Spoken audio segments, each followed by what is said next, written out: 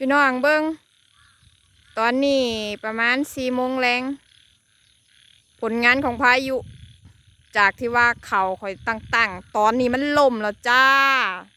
ตีตัวนอนรอรถเกี่ยวอีกแล้วหมู่บ้านนี่ตั้งเมื่อคืนนี่เจอพายุฝนถล่มทั้งลมทั้งฝนหนักมาก ตอนนี้ล้มแล้วจ้า